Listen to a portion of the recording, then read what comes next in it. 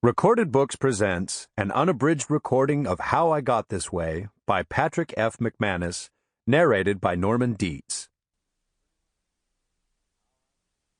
How I Got This Way, Part 1. A few years ago, my friend Dave Laseas and I were in my pickup camper, waiting out a storm high up in the Idaho Rockies.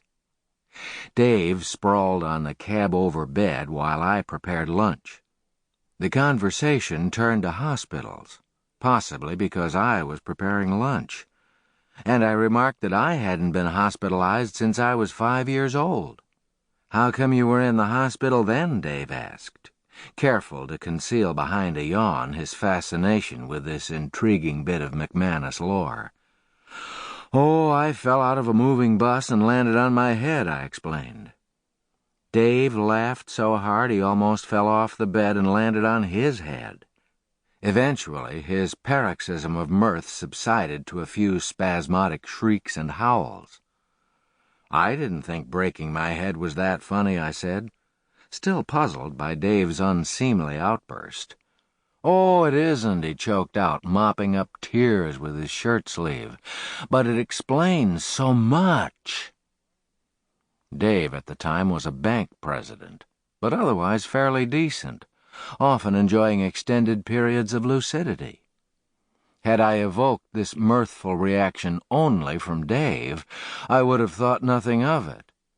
He's not exactly the epitome of normality himself. The problem was I'd provoked similar responses from other individuals on countless occasions.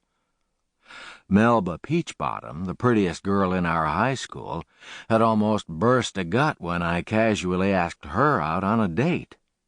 "You're so funny," she cried. When I turned out for baseball, the coach laughed himself sick.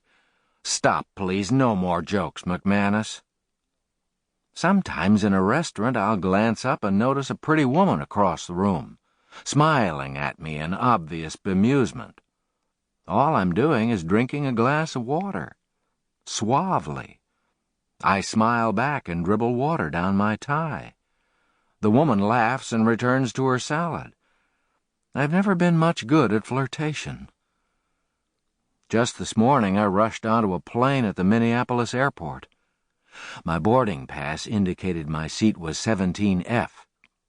The rows of seats stopped at 16. It's fortunate that they did.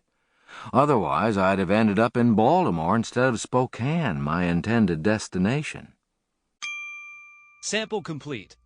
Ready to continue?